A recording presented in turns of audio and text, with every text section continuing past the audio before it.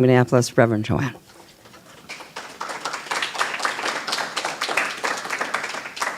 Thank you, Celeste. And thank you, Claire, and thank you, Colleen. The book that Colleen read from is the book we're currently using at Lino Lakes Prison.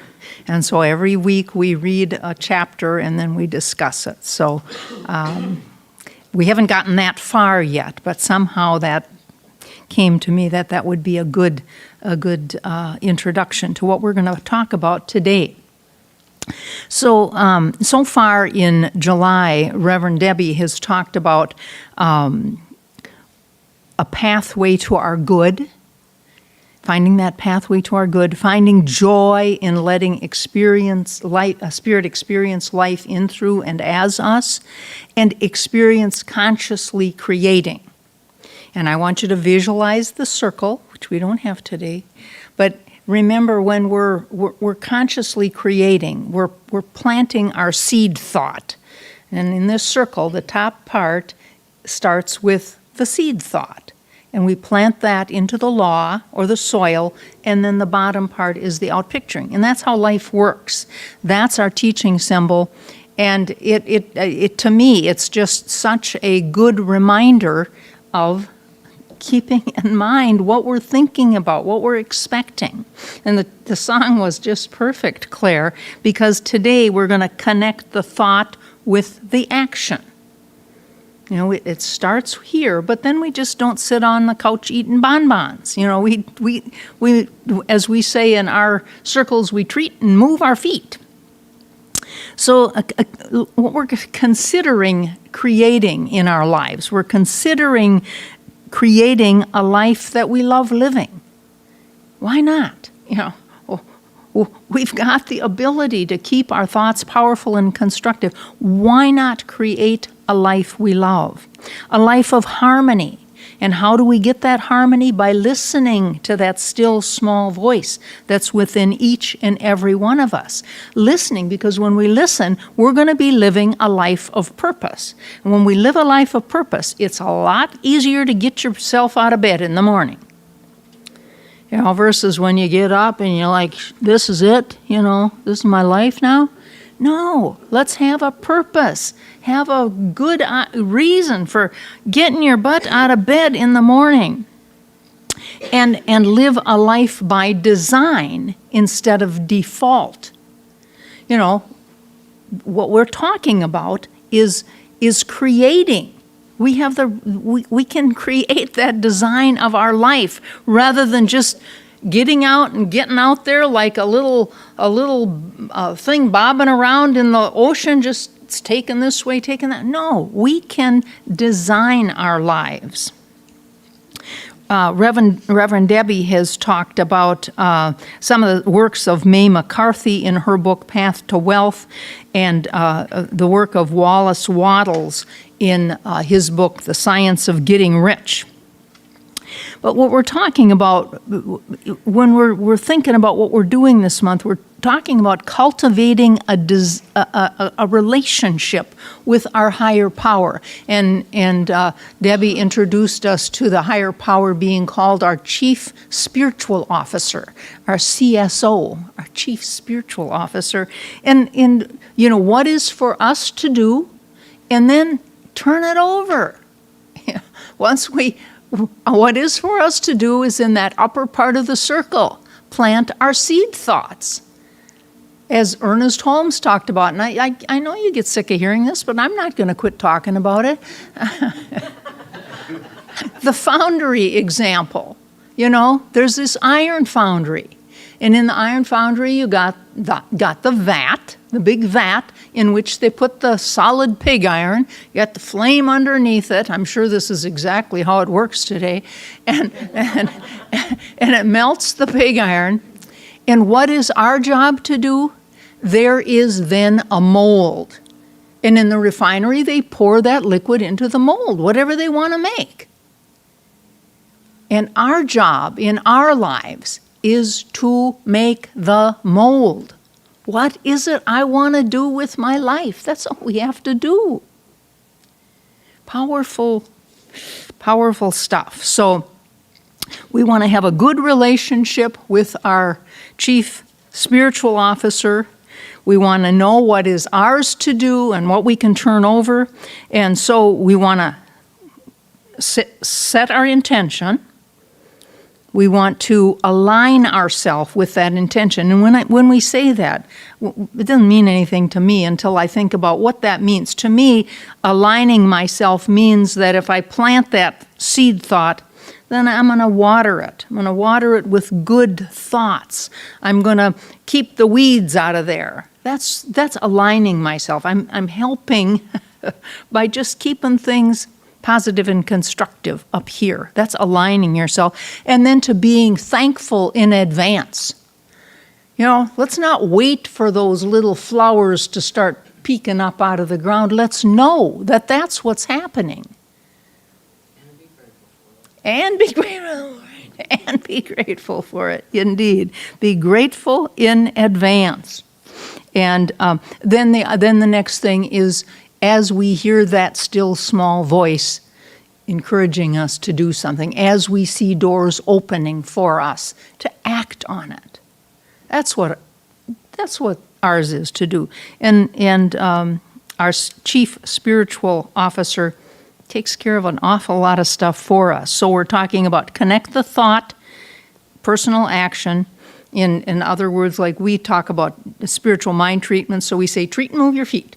And so we don't just sit around. We actually are active in our lives. What's going on in our lives? So we think in a certain way. You get your mind right.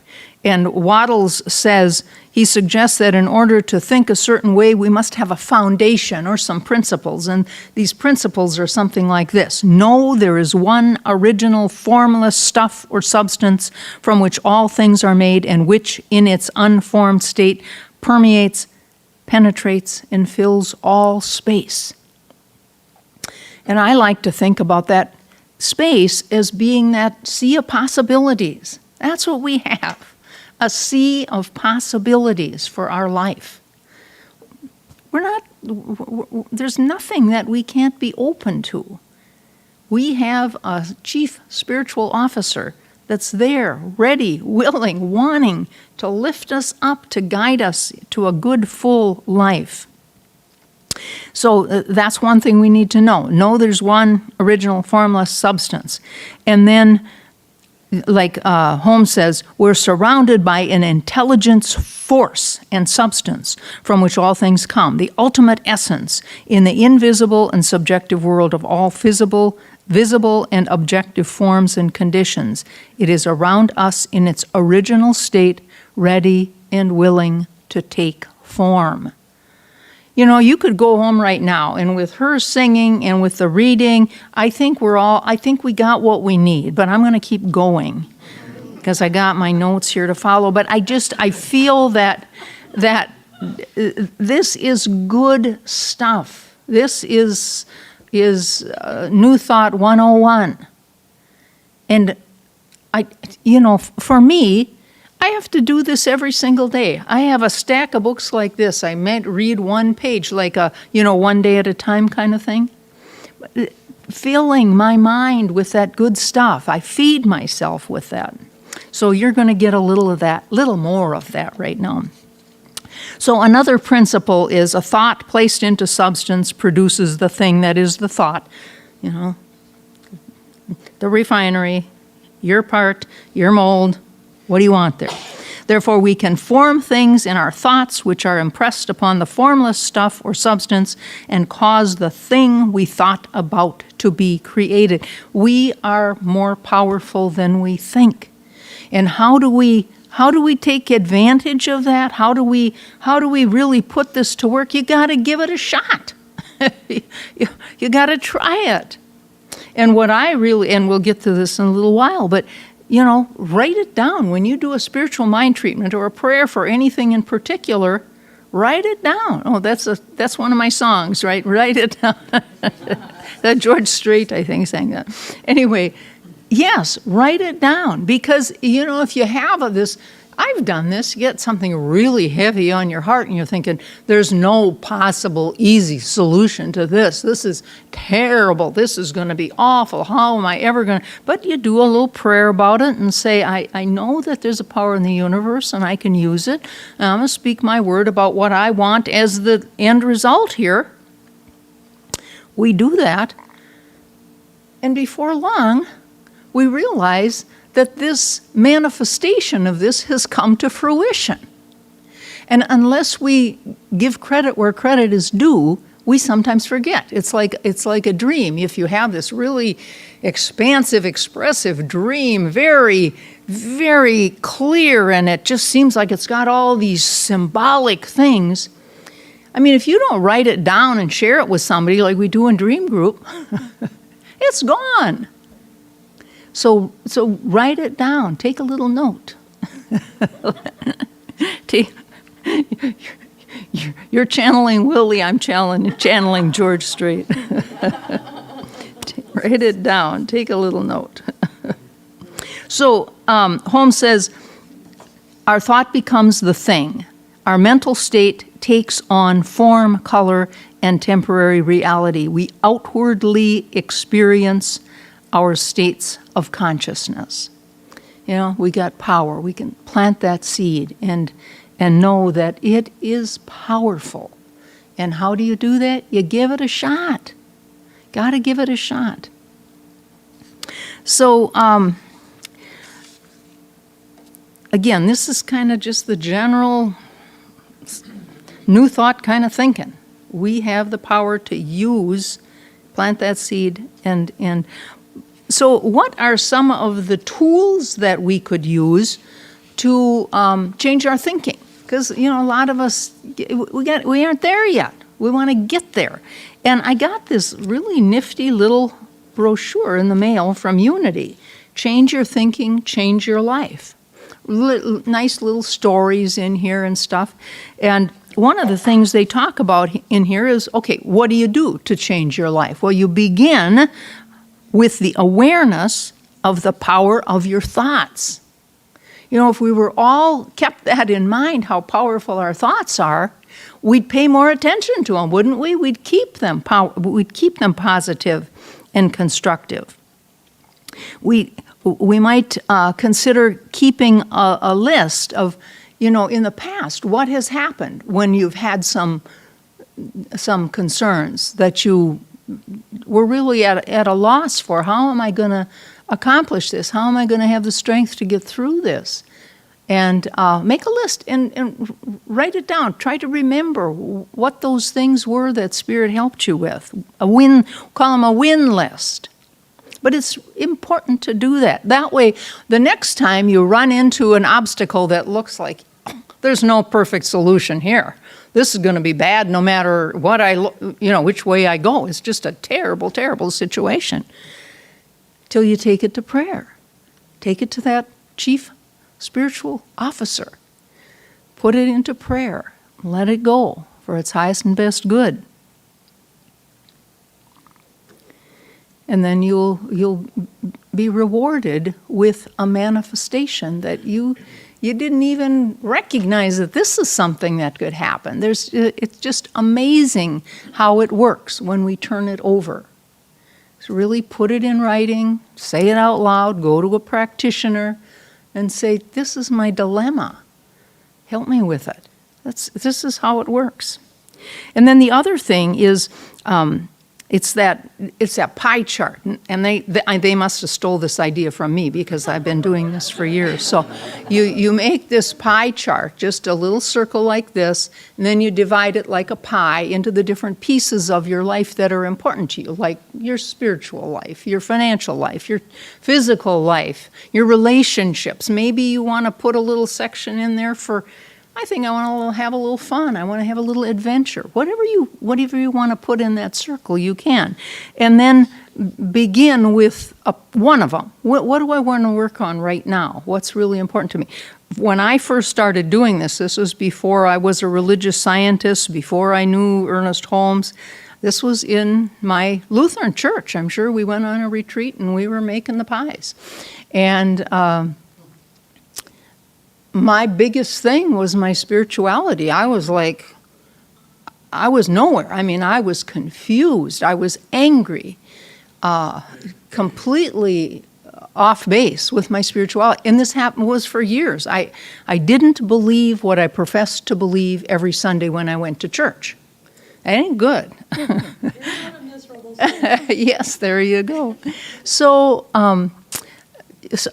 so as time went on, that was my focus. You know, I would pray that my spiritual life would become clear. And then Dolores knows the story, D. Ray knows the story, that one day in our brokerage firm, a guy walks in with a copy of the Science of Mind magazine and says, I'm not going to preach to you, but this worked for me to set goals and to stay positive.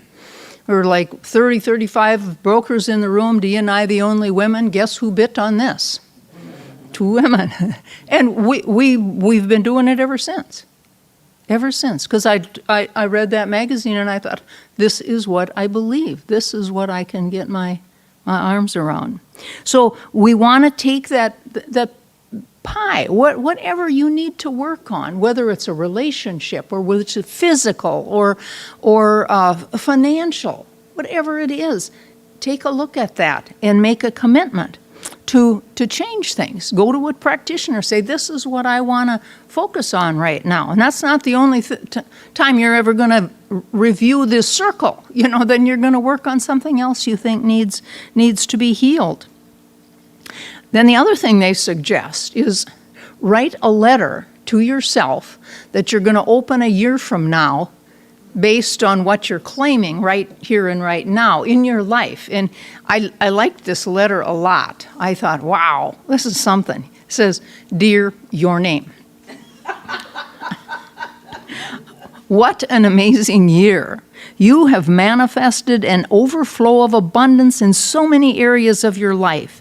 You set an intention to live abundantly, and it came to be with ease and flow.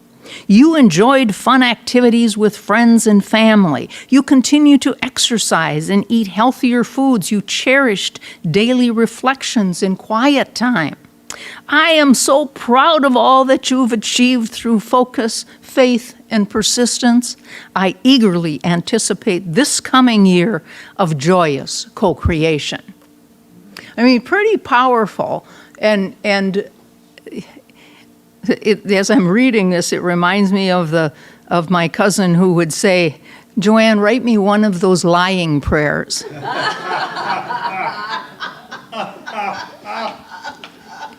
Because when we write this, needless to say, we aren't there. You know, but as we speak our truth, as we go to a practitioner and get some help, voila, a year from now, things look completely differently. So stay open to the power of your thoughts, and you have the power to choose, just to keep them positive and constructive. So this Waddles writes, by thought, the thing you want is brought to you. By action, you receive it. But what kind of action? We must act a certain way. And in the book that Colleen read from, Roger Teal's This Life is Joy. He's a retired minister from Mile High, one of the biggest Science of Mind churches in the country. And we talked about this last week at the Lino Lakes prison because I had just read it and I thought it was just really pretty powerful. He talks about spiritual assurance. And he says, imagine an app, A-P-P. The A stands for acceptance of yourself and others, just like the serenity prayer. I accept the things I cannot change, courage to change the things I can, and the wisdom to know the difference. Acceptance. And when we're looking at that pie chart, we got to be honest with ourselves. Yeah, my relationship with so-and-so is really in need of some healing. We got to be honest. We have to accept where we are.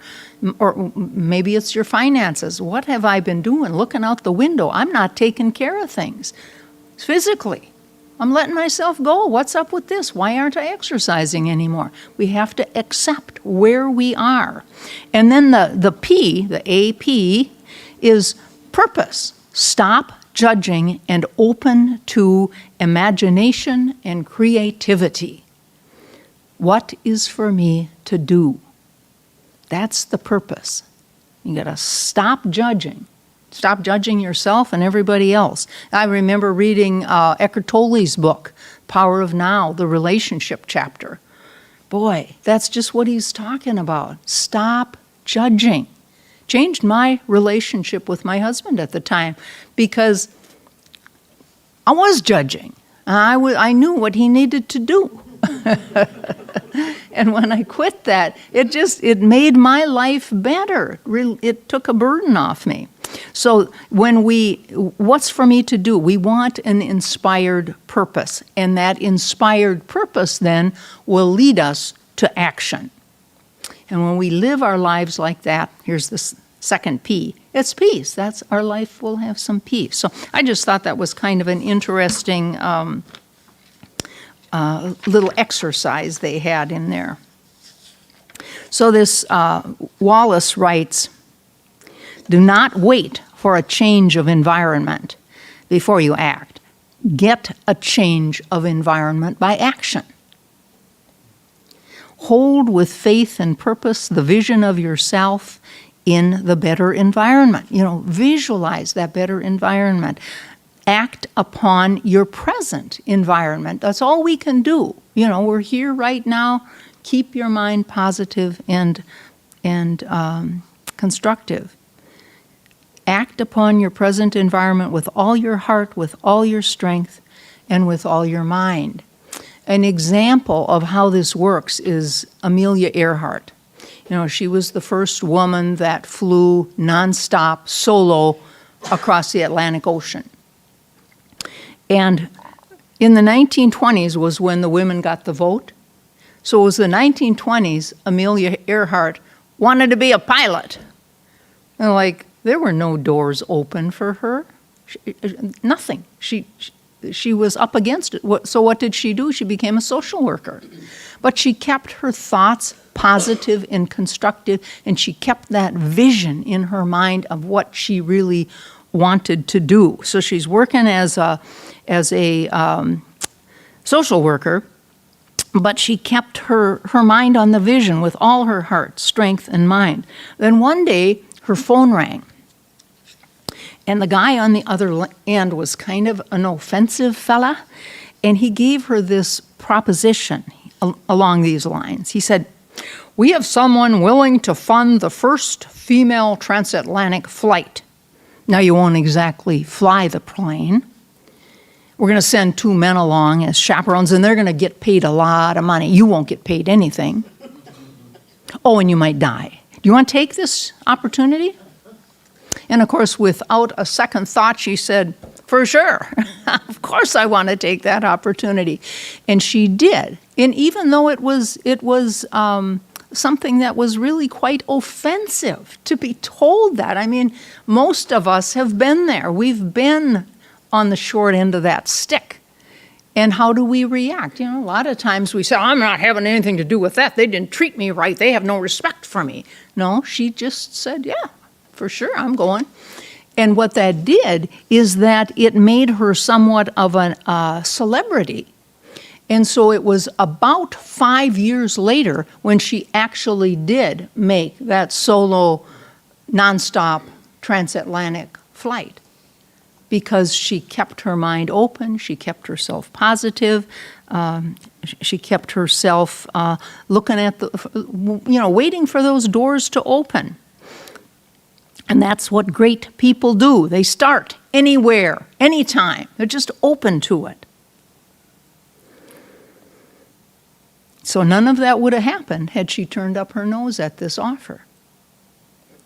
It's just amazing how this works. Keep your mind positive and constructive, and keep your eye on the prize. I mean, I'm sure she's going across the ocean with these 2 guys making all the money. She's making no money, and she's thinking, just you wait. Just you wait. And that's exactly what she did. So when we're thinking and acting in a certain way, we can be open to this pathway God has for this all good. We can be on this journey of joy, living from the Spirit's purpose within you, doing what is for you to do, just being open to that. And creating a course of conscious creation, creating good for yourself and others by your thoughts, making that mold, filling that mold. There's a guy that was in prison in the Lewis prison in Arizona. His name was Leo Wright, and he wrote this: I now realize that we don't get to choose our purpose or our calling. We get to choose whether or not we will listen to each nudge or flare, whether or not we will believe, and whether or not we will dedicate ourselves to this territory of homecoming within ourselves. Sometimes I really wish that people understood how it feels to be me. Each and every day, I have this big fire inside of me to move mountains. Now, here's this a prisoner, right? I want so much to use this gift inside of me to change so many lives. But the hardest job has been to move the mountains within my own life. And he gives credit to his introduction to the science of mind and the tools that he was given in prison to use in his life, incarcerated. And these are the same tools that we're talking about today. We're talking about it all month. We talk about it all the time. These are the very tools that we can all use until we can move mountains in our own lives. So I would like you to take a deep breath, and I will do a spiritual mind treatment. Spiritual mind treatment is simply an affirmative prayer. I'll say it in first person, like it's for me, and it is also for each and every person here. And I know there is one power in the universe, and that power has a perfect solution to any perceived dilemma in my life. I know it is the perfect power within me. It is the power of my Creator, and it lives, it experiences life in, through, and as its creation. And so with that very power within, I speak these words as a reminder of my thought, keeping my thoughts and my actions positive and constructive. Acting in a certain way, walking the talk, leading by example. An example of a life lived with grace and ease. A life radiating love to everyone. Acting in a certain way means meeting daily with our Chief Spiritual Officer, our CSO. In gratitude for the law, I plant my seed thoughts prayerfully, and it is done unto me as I believe. I release these words now to the beneficent conspiracy for perfect manifestation, and so it is.